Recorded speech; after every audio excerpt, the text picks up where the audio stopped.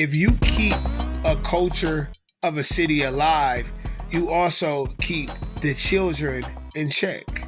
Because once it's spread, they see individuals do well in an art style that comes from their city. They are instantly interested in learning and pushing the culture and pushing the style. Hello, and welcome to Art Restart, where we explore how artists are reinventing their fields and building a new landscape for the arts. I'm Piercarlo Talenti, the producer and editor of this podcast, which is brought to you by the Thomas S. Keenan Institute for the Arts at the University of North Carolina School of the Arts. In this episode, we'll be getting to know Detroit-based dancer Michael Manson. Mike's expertise is in Detroit Jit, a dance genre birthed in his hometown over 50 years ago, and he is an internationally recognized master jitter. His talent earned him a national audience when he appeared on So You Think You Can Dance in 2015, and as a performer and teacher, he has worked all over the States and as far away as Paris and La Paz. Once a student of famed dancer choreographer Rennie Harris, he now tours with Rennie Harris Pure Movement in performances of Caravan, starring jazz scholar Terrence Blanchard. Last year, Mike, in conjunction with the Detroit-based nonprofit Living Arts, was one of 5 recipients of a prestigious Joyce Foundation grant for artists working in the Great Lakes region. Thanks to the grant support, Mike's been able to commit to his passion, namely teaching young people in Detroit about their city's rich cultural history, and ensuring that Detroit Jit is recognized, respected, and studied as a distinctive American dance genre. The Joyce Foundation grant also allowed him to create Rhythm of the Feet, a concert-length dance production that not only centers Detroit Jit, but also, thanks to a cast of professional dancers from around the country, places it in the context of other seminal American footwork styles such as tap, Chicago footwork, Memphis Jukin, and Lindy Hop. Mike spoke to me from his home in Detroit. I told him that in our show notes, of course, we'd include links to videos of him dancing, but it would be great if we could start our talk with him describing Detroit Jit and its history. Well, Detroit Jit was started in the 1970s. It was started to funk music. It's an old style. Why I appreciate our style of dance and the culture of dance, because usually you can go all over the world, like styles that's related to us, Chicago footwork. You can go to like places like that, and their OGs are like in their 40s. Our OGs are much older because our style was much older. It's been around. And once the style developed to grow, once it started growing, it was like an evolution. And once the music changed, and what people generally see us dance to is techno. Techno was made here in Detroit. It was birthed here in Detroit. Cybertron, Clear, and all that good music came from Detroit. A lot of people don't know that. What did Jit, I'm just thinking about the name, did it come out of the jitterbug or? Well, generally I would say that. I would think that the OGs, they didn't understand that, but it did. And it was also a group of brothers called the Jitterbugs. Actually, it was three to four brothers. They used to do our fashion shows and all that. And this was in the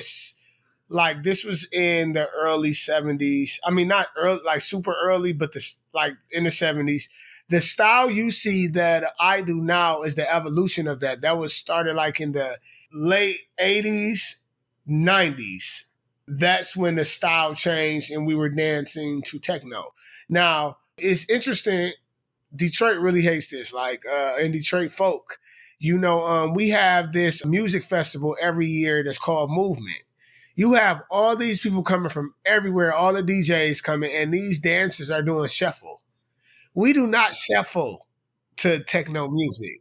So when you say Detroit hates it, what do you mean? People expect you to shuffle? Because they put this style that's the sound already has its own foundation, its own foundation of culture. And then this shuffle stuff just came out of nowhere. So you see these Detroiters just looking like, what?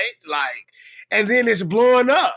And Detroit didn't have its moment. Detroit has still been fighting for its moment. Like house The house dancers and the house movement had this moment. Chicago footworkers had this moment.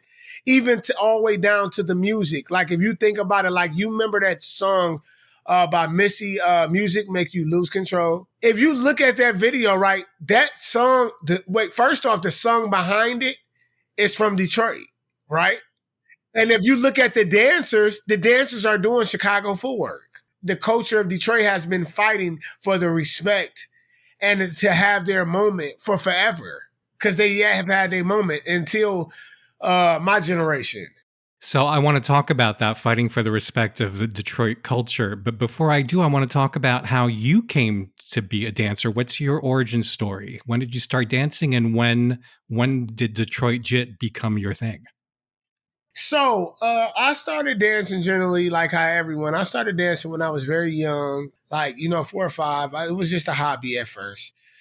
I had competed. I was very, very known and popular in my area for dance. Like, I was celebrated because I was, at first, I was like a troubled kid. And then what dance did for me is it taught me how to be disciplined. And of course, I tried to do the sports like every kid does. But, I had thought about it at a very young age. I said, I like sports, but I love dancing.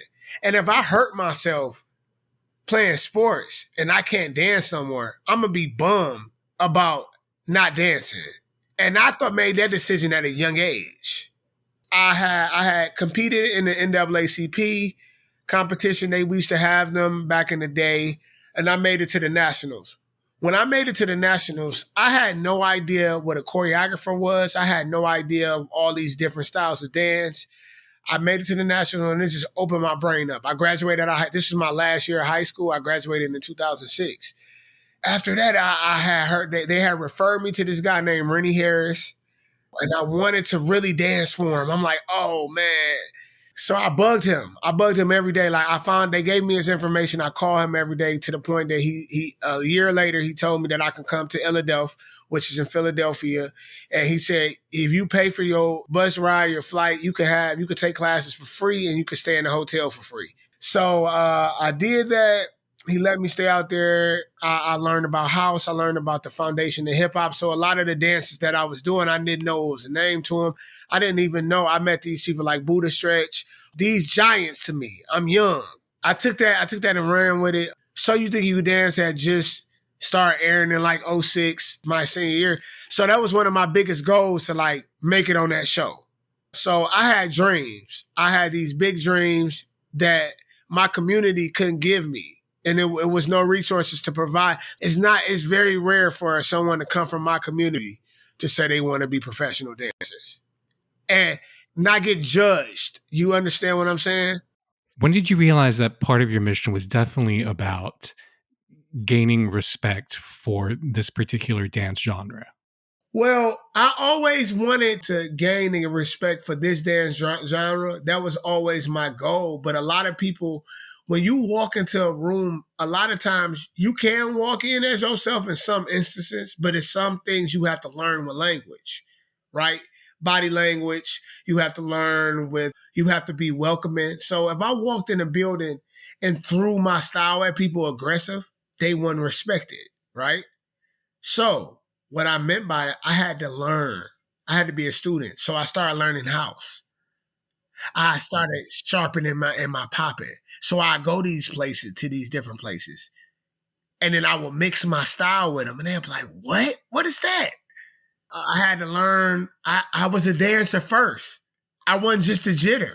You see how I told you my students are just jitters. I wasn't just a jitter because I taught them just how to jit. They wanted to learn how to jit. I was more of a dancer. When I came to that realization, that opened up doors for me. And then you start doing your own research, and then they call it Detroit Jit right now, but all it is street jazz. And all these moves are in jazz. So then you think this is this new style that's been here for forever. I mean, this new style that's been here since the 70s, and this movement been here forever.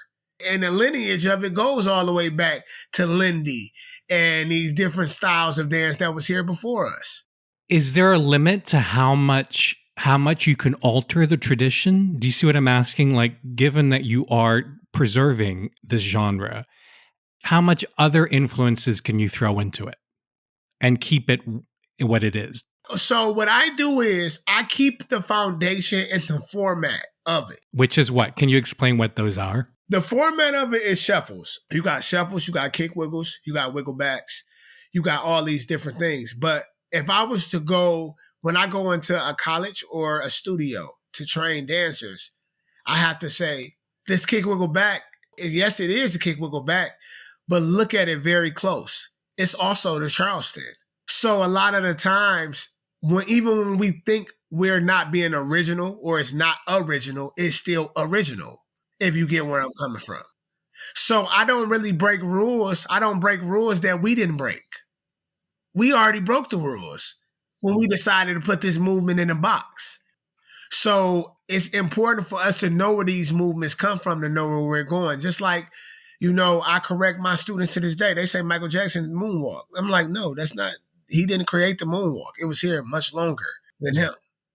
So when I get in these certain rooms, I teach the format of the kick wiggle backs, the shuffles, the sounds, the different arms, the flag, and I tell the lineage of that. But then I also say, look, here's our lineage and here's our foundation. But if you want to grow and keep growing, you have to know where it started as well. And then I explain to them, like, even with me being a teacher, I'm still a student. I know nothing. So I walk into a room always wanting to learn. Oh, really? That's very humble.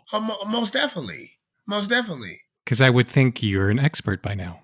And I appreciate that, but we are all experts at something in our own right. We just don't know it. But if I walked around being an expert, that's going to limit me. I'm going to hit a ceiling when I want this dance to be timeless. Do you ever see people dancing what they claim to be the Detroit Jit and you're like, Of course. All the time. So do you say anything? Like what? Of course. What's the mechanism, for ensuring that something remains authentic, like that form? So you're going to like this answer. So if I see a suburban kid that has no connection to the culture, that's trying to imitate it, and that is looking at and they're doing it in my face because they know who I am. If I'm out at a dance event, or if I'm out at a dance event, a club, or whatever, if I'm in any one of them areas, you know what I do? What? I translate, and I have an understanding that they want me to see them. So they're doing it in my face because they want me to see them and they want some type of approval. So what do? I see them and I say to them, do you want to learn? And they say yes. And I start teaching them for free, bro. Really? Yes. Yes. I take them in. I watch their energy. I take them in, and then I have to see them more than once. I want to have to see that they really want to do it, and I take care of them. And then at the end of it, they become jitters. When I first started teaching, I teach with love, right? To get them in. And then once they're around me, I put an expectation on them, right? So now you know your foundation, you know your fundamentals, you know these different movements. Now I'm on your ass. Excuse my French. Now I have to be the person that you're not going to like all the time because I want you to be better. And then we may fall out and may not talk for a year or two. And then once they get in the place that I'm in, they come to me and they say, thank you.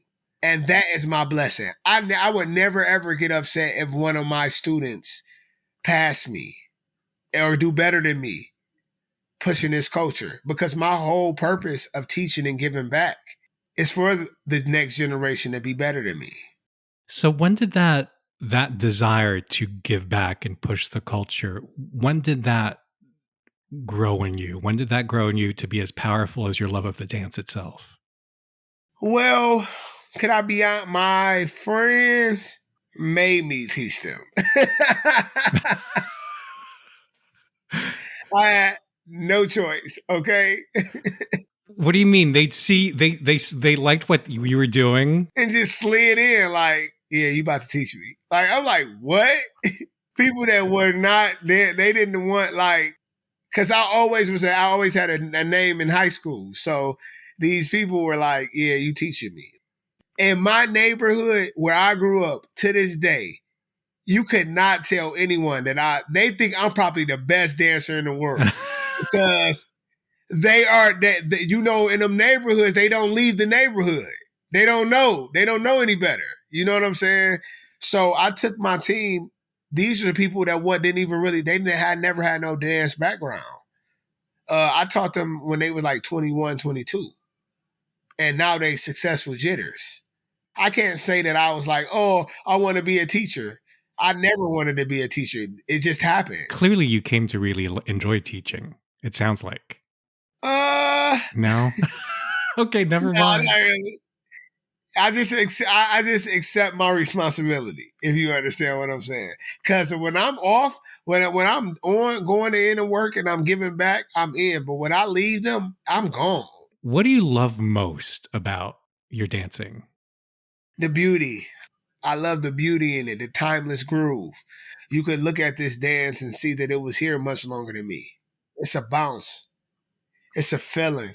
I love the versatility, like the different elements of the dance, like the flagging, which is dancers trying to imitate whacking, and they don't even know. They just seen it on shows, right?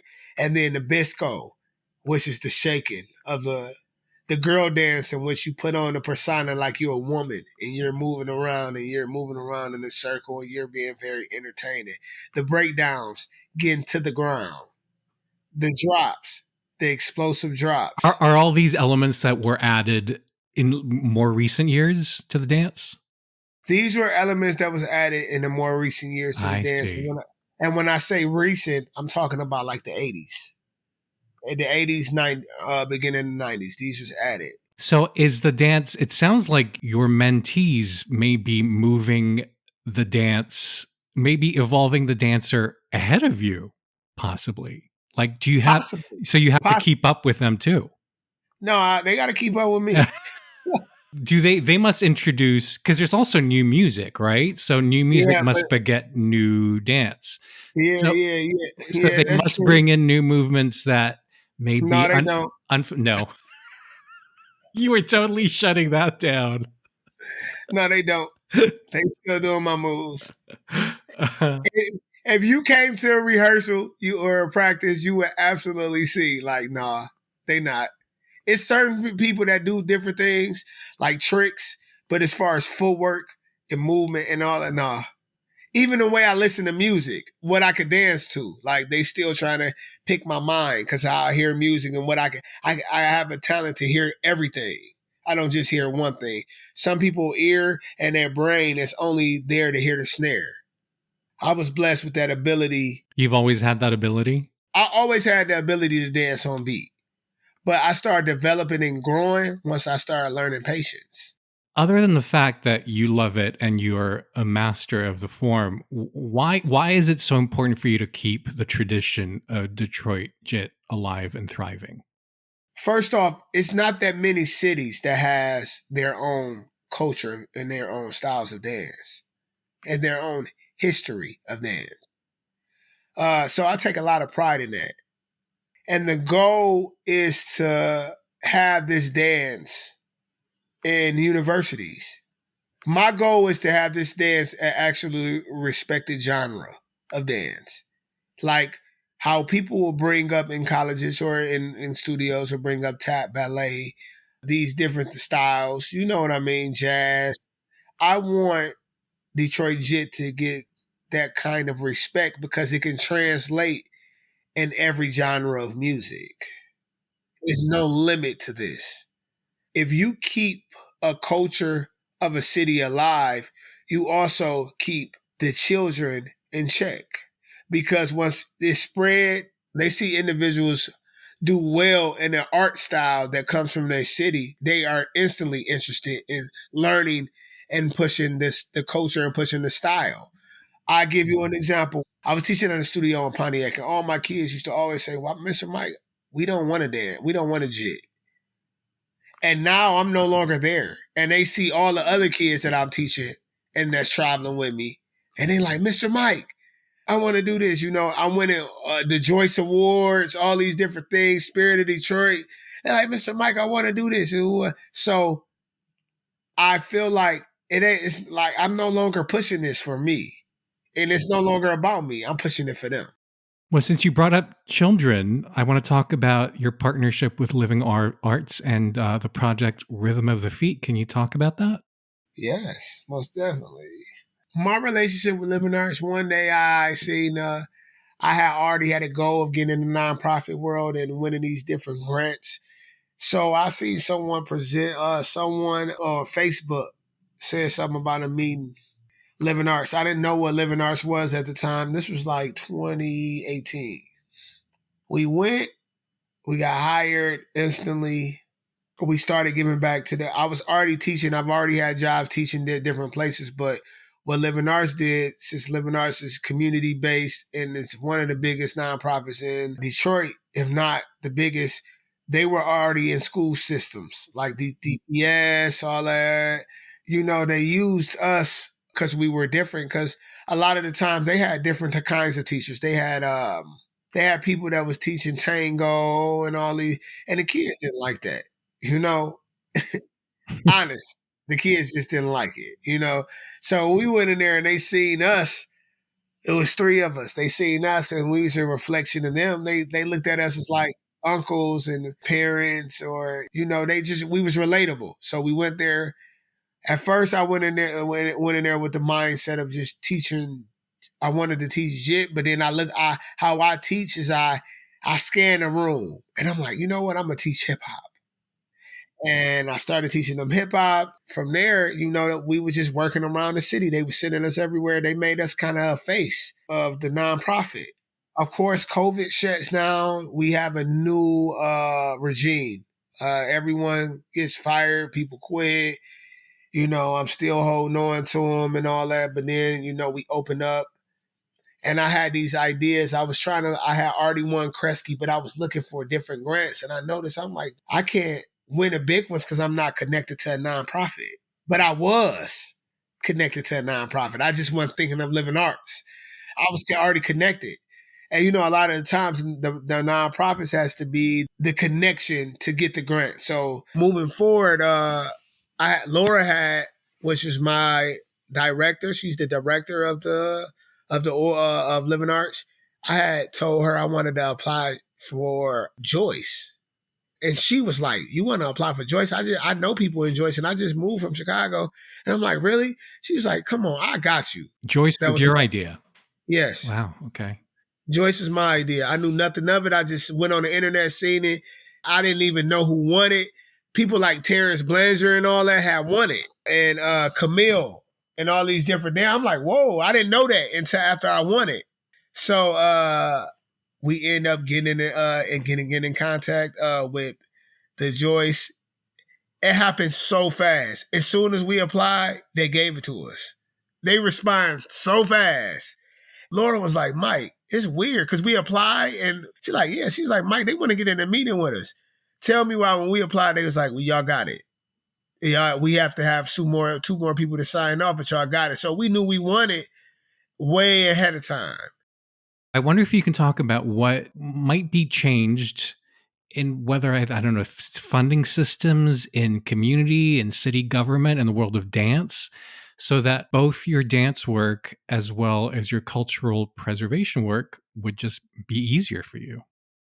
One thing that I don't like about the grant world, they make it really hard to get the grants because Says this they from the guy who heard back from the Joyce in a minute. in a minute, but I'm not speaking for myself. I have people around me that understand the language. Everyone doesn't understand the language. Sometimes people just have the talent and people have the footage and have the work. And yes, you can hire someone, but if it's about the artist, why do they have to be damn near a perfect writer to get the grant if it's about art? So, what do you think those foundations could do differently to, in fact, not ask the artists to be amazing grant writers, but actually reward them for their art alone? I think that they should ask the artists to put together a really good collage. I don't think it should be easy to get the grants. I don't, because they're very prestigious and you have to work for them. And sometimes, okay, to play two sides too. For me to play two sides, Mm-hmm. Every dancer is not an artist, and every artist is not a business. So if everyone that was good could just get this grant, it will hold no value because there's a lot of good people out there. So I get it. But what I'm saying is it should be a little easier. The beauty of this, because I'm going to say the flip side of it, is that we have these resources. It was probably millions and millions and millions and millions that fought for us to get to where we're at right now as artists and be able to apply for grants and get the money. So that's the flip. That's the best side about it because that's the best part about it, I mean, because I don't have to want to be a famous dancer or this huge, entity that everyone wants to know. I don't have to fight for that. I could just create and apply and create my own moments and be with have a lifetime fellowship that I can communicate with all the time. Because like Joyce flew me out last year and I got a chance to meet people, different kinds of people, and people that has won these grants before, and they flying me out this year. So this is a family. So the relationship is much more important than the money. What's your next big moment that you're dreaming for yourself? Well, when I say self, and when we say self, it's not really about self because all the people that I had in this show, they had their moment. And when I think of moments, I'm not even thinking about myself. I'm thinking about sharing. So my biggest goal is to take this show on the road and create more memories with everyone.